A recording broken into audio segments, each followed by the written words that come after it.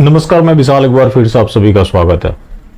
कन्हैयालाल की हत्या के बाद और लोग भी निशाने पर आ गए, जैसा कि किरण तिवारी, जो कि कमलेश तिवारी जी की पत्नी है। जब कमलेश तिवारी की हत्या हुई थी तब योगी सरकार ने कई वायदे किए, जो कि कोई भी पूरा होता हुआ नहीं दिखा। यकीन नहीं आता। पहले आप उनको सुन लीजिए। करीब 3 साल होने वाला है। अक्टूबर में 3 साल हो जाएगा। अच्छा। लेकिन 3 साल होने के बाद अभी भी कोई न्याय नहीं मिला। आज उदयपुर की घटना को ले लो, आतंकवादियों का इतना मनोबल बढ़ गया है कि आज 2-3 साल पहले तिवारी जी की हत्या कर दी, जो कि एक हिंदूवादी बड़े नेता थे, और कल जो है जाकर के उदयपुर में उसकी हत्या कर दी है। तो इनका इतना मनोबल बढ़ गया है कि इनके ऊपर कोई कार्रवाई नहीं होती है और हम लोग न्याय के लिए भीख मांगते रहते हैं। आपसे जब ये घटना हुई थी, क्या सरकार ने वादे किए थे? क्या क्या क्या वादे थे? हमारे वादे थे कि मेरे बेटे को नौकरी मिलेगी और हमारा केस फास्ट ट्रैक में चलेगा और आतंकवादियों को फांसी जल्द से जल्द होगी। उसपे भी हमारा कोई वादा पूरा नहीं हुआ। और मेरे आवास की बातचीत हुई थी तो आवास मुझे मिला गरीबी रेखा के नीचे से, जो गरीबी रेखा के नीचे का होता है, और वहां पे सारे रोहिंग्या मुसलमान बसे हैं। आज तक हम वहां देखने नहीं गए। तो क्या हम योगी सरकार से भीख मांग रहे थे, जो भीख में हमको आवास दे दिए? क्या हमको वहां मरवाना चाहते हैं कि हम अपने बच्चों को रहने जाए तो वहां भी हम लोग मारे जाए, उसके बाद ये लोग राजनीति करें? क्या मुख्य जिसमें जो आरोपी थे वो सभी क्या अरेस्ट हो गए हैं? इसमें सबको डिसीजन आ गया है, सभी लोग पकड़े गए? उसमें से जो मुख्य साजिश करता है तनवीर हाशमी, वो भगा हुआ है। वो 3 साल हो गया, उसको अभी तक पकड़ नहीं आया और उसके कारण हमारी सारी कार्रवाई रुकी है। उसपे जो है ब्रजेश पाठक कानून मंत्री थे, उस समय मिलने गए हमारे वकील साहब, जिस समय केस देख रहे थे, तो उनसे बोला गया कि भैया हमारा केस जो है फास्ट ट्रैक में चलवा दीजिए। लेकिन ब्रजेश पाठक ने इस बात पे बिल्कुल भी नजरअंदाज कर दिया। अच्छा। फास्ट ट्रैक में नहीं चलवाया।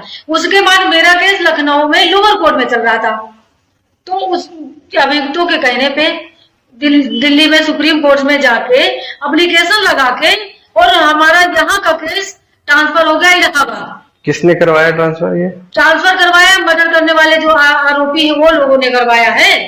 अच्छा। क्योंकि हम लोगों की सुनवाई इसलिए नहीं हो रही क्योंकि हम लोगों के पास पैसा नहीं है, उनके पास आतंकवादियों से पैसा आता है। अब किरण तिवारी ने जो बात कही, इस राष्ट्रवादी सरकार ने क्यों नहीं किया ऐसा? जो उनका प्रॉमिस था, एक घर भी दिया जहां रोहिंग्या रहते हैं। मतलब आप इनको सुरक्षित रखना चाहते हैं, वैसे लोगों के बीच भेजकर जो इनके जान के दुश्मन बने हुए हैं। किरण तिवारी को जान से मारने की धमकी भी मिली है, जो एक उर्दू में लेटर आया था, जिसको लेकर उन्होंने पुलिस को सूचित नहीं किया। लेकिन उनके यहां किसी काम करने वाले ने अपने लोगों को बताया और ये सोशल मीडिया में वायरल हुआ। जब पुलिस ने पूछा तो उन्होंने बताया कि हाँ, धमकी मिली है। जब उसको ट्रांसलेट कराया गया तो पता चला कि जिस तरह से कमलेश तिवारी की हत्या हुई, उस तरह से तुम्हारी हत्या करके उनके पास भेज देंगे। पहले उन्हें एक पुलिस वाला मिला हुआ था, अब उनकी सुरक्षा बढ़ा दी गई है। पता नहीं कितनी सुरक्षा दी गई है। तो आखिर योगी सरकार में ऐसा क्यों चल रहा है? क्या हो गया योगी जी को? कितना बाहरी प्रेशर आ गया? या फिर हर काम में मोदी जी को श्रेय दे देते, उन्हीं के रास्ते पर चल पड़े? क्योंकि जो योगी जी का दूसरा कार्यकाल है, कई ऐसे फैसले रहे जो कि उनके व्यक्तित्व पर प्रश्न चिन्ह खड़े करते हैं। अब जैसे देखिए, एक बूंदी में मौलाना गिरफ्तार हुआ है, कोई मुफ्ती अख्तर करके। उससे खतरनाक बयानबाजी करता है मौलाना तौकीर। योगी सरकार ने अब तक मौलाना तौकीर को क्यों नहीं गिरफ्तार किया? ये तो मामला पूरा उलटता हुआ दिख रहा है। जो हिंदुवादी लोग थे वो पूरी तरह से हिंदू द्रोह पर उतर गए, और जो हिंदू विरोधी थे कम से कम थोड़ा बहुत काम कर रहे हैं। अब आईटी सेल का दिहाड़ी क्या बोलता है नहीं बोलता, ये ज्यादा मायने नहीं रखता। मायने ये रखता कि फैक्ट क्या है, और जो सच है वो बाहर तो आना ही चाहिए। अब जो कन्हैयालाल जी की हत्या हुई, गुलाब चंद कटारिया के साथ मोहम्मद रियाज का ये फोटो है,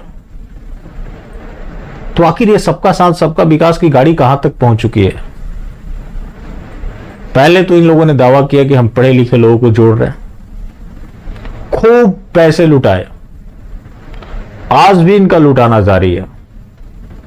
अब जो मामला उत्तराखंड का सामने आया, खुद आनंद स्वरूप ने उसका पर्दाफाश किया है। ओम नमो नारायण। आज अखबार में पढ़ रहा हूं, हरिद्वार में हूं और हरिद्वार के फ्रंट पेज की खबर है, जरा आप भी देखिए, इसको जरूर पढ़िए। इसमें ऊपर की खबर जो है, बजट की तरह समान नागरिक संहिता पर भी जनता से होगी रायशुमारी,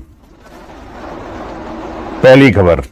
दूसरी खबर नीचे है, मुख्यमंत्री धामी ने 771 करोड़ की ग्रामीण उद्यम वेग वृद्धि योजना का किया शुभारंभ। और फोटो देखिए, जरा जूम करिए, ये फोटो जरूर दिखाइए।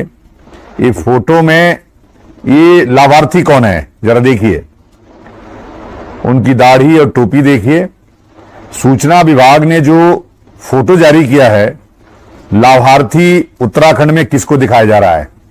हम उत्तराखंड को देवभूमि कह रहे हैं, और देवभूमि में जो लाभार्थी है वो जिहादी है। माननीय मुख्यमंत्री उत्तराखंड को, पुष्कर सिंह धामी साहब को, कोई हिंदू व्यक्ति लाभार्थी के रूप में फोटो लगाने के लिए नहीं मिला। इनसे पूछिए कि ये जो लाभार्थी हैं, क्या उन्होंने इनको वोट किया है? क्या ये उत्तराखंड के हिंदुओं के साथ धोखा नहीं है?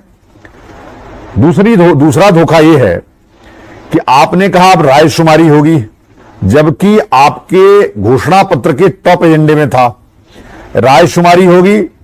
अब हरिद्वार में 39% मुसलमान रहता है, 20% से 22% वोट कांग्रेस का है, तो 39 और 22 जोड़ दीजिए, 62%। 62% लोग इसके खिलाफ रायशुमारी करेंगे।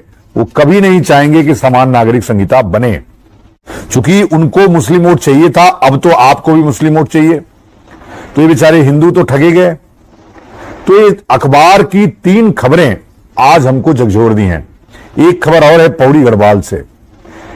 भारतीय जनता पार्टी की अल्पसंख्यक मोर्चा की जिला अध्यक्ष नगमा ने जिला अधिकारी को ज्ञापन दिया है और कहा है कि यदि मीट की दुकानें वहां सील कर दी गई हैं, कुछ उसको जल्दी से रीओपन नहीं किया गया, तो मुसलमान समाज, अल्पसंख्यक समाज उग्र आंदोलन करने के लिए बाध्य होगा। ये पौड़ी की बात है।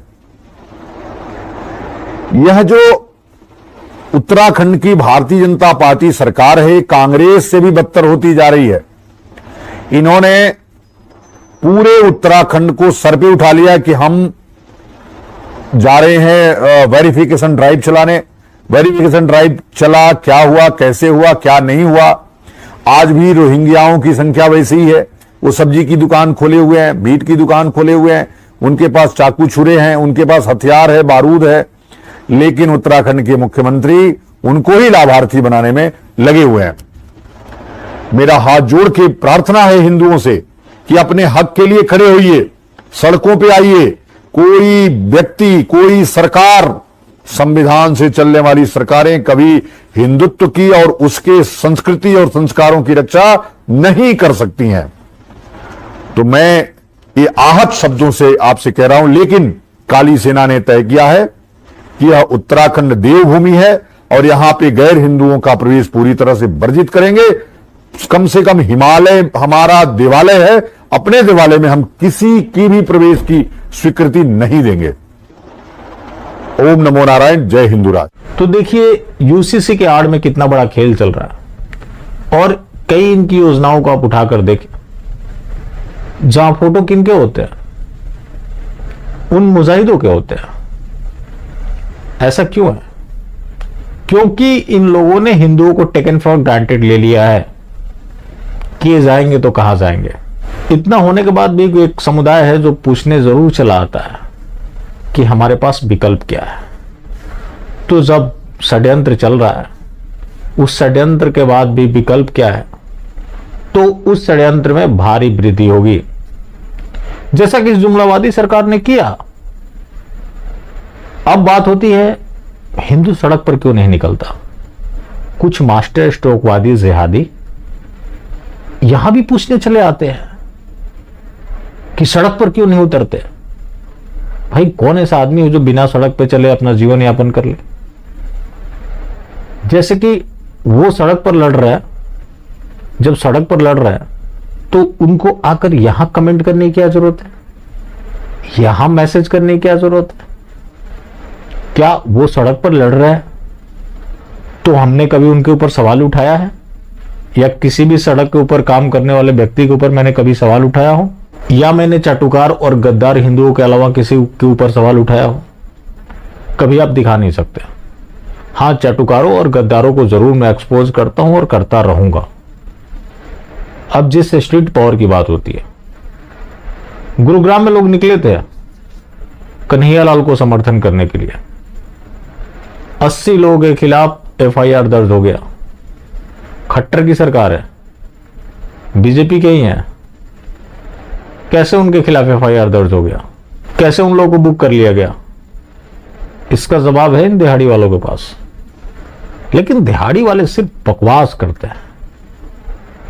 ये बकवास करने जरूर आते हैं कि हाँ सोशल मीडिया से क्या होगा। जाके पूछो अपने अब्बा जान से क्यों उन्होंने पूरी IT सेल बना दी और इतनी जबरदस्त फंडिंग क्यों की। जाहिर सी बात है कि IT सेल के जो दिहाड़ी मजदूर हैं, बिना दिहाड़ी के तो काम करेंगे नहीं। वो तो हिंदुत्व के नाम पर अपना दिहाड़ी बना रहे हैं और एक बड़ी ताकत है उनकी, जो इतना कुछ होने के बाद भी डिफेंड कर लेते हैं। अब जो गिरोह पूछने चला आता है कि हमारे पास विकल्प क्या है, ये भी एक अपने आप में मास्टर स्ट्रोक है। जब तुम मेरे नहीं हो तो मैं तुम्हारा हूं, इसके पीछे क्या तर्क बनता है? जब तुम्हें हमारी जरूरत नहीं है या किसी खास वजह से जरूरत है तो हम क्यों वजह बनने जाए? जबकि पता है कि मौका निकलने के बाद तुम सारे काम मेरे विरुद्ध करोगे। तो क्यों ना हम वैसे लोगों की पहचान करें। और जो इनकी नीतियां हैं, ये नीति चल भी रही है और लगभग इन लोगों ने भारत की सनातन के भविष्य को खत्म कर दिया। उसके ऊपर आधिकारिक मुहर लगना बाकी है, कुछ भी बाकी नहीं रह गया। देवभूमि का जिस तरह से इस्लामाइजेशन हुआ, आज लोग प्रदर्शन करने की भी स्थिति में नहीं है। प्रदर्शन करने चले जाए तो उनको गिरफ्तार कर लिया जाता। तो आखिर लोग करें तो क्या करें? वहीं मुजाहिदों की भीड़ होती है, वहां पुलिस आत्मसमर्पण कर देती है। अब कुछ लोगों को यह भी होता है कि हिंदू कम संख्या में निकलता है, ज्यादा संख्या में निकल जाता तो क्या हो जाता। अंग्रेज तो मात्र 40,000 आए थे। उस समय पाकिस्तान और बांग्लादेश भी भारत का हिस्सा था। इतने बड़े भूभाग के ऊपर राज किया ना। जब सरकार अपने आप पर आ जाए तो बड़ी बड़ी गतिविधियां भी रुक जाती है। जैसे CA प्रोटेस्ट के दौरान जिस तरह से योगी आदित्यनाथ ने मैनेज किया था, अब था की बात तो था में ही रहेगा। उसके बाद आपने देखा कहीं वो लोग प्रदर्शन करते हुए दिखे हों? चार्ली हेब्दो का मामला है, देश में अलग अलग जगह प्रदर्शन हुए, यूपी में कहीं प्रदर्शन नहीं हुआ। तो वो सरकार का इकबाल था। और जब सरकार की इकबाल हो और सरकार अगर किसी से फोर्सिबली डील करना चाहती हो तो बड़े से बड़े भीड़ को भी कुचल सकती है। तो आज लोगों का संवैधानिक अधिकार है कि वो शांतिपूर्वक विरोध प्रदर्शन कर सके, उसको सरकार कुचल देती है। और जो तोड़फोड़ आगजनी करते हैं उनके सामने सरकार सरेंडर कर देती है। बाकी जिंदा रहें तो फिर मिलेंगे और मिलते रहेंगे तो जिंदा रहेंगे। मिलना जुलना जारी रखें, लेकिन हाँ मास्टर स्ट्रोकवादी बिल्कुल भी ना हो।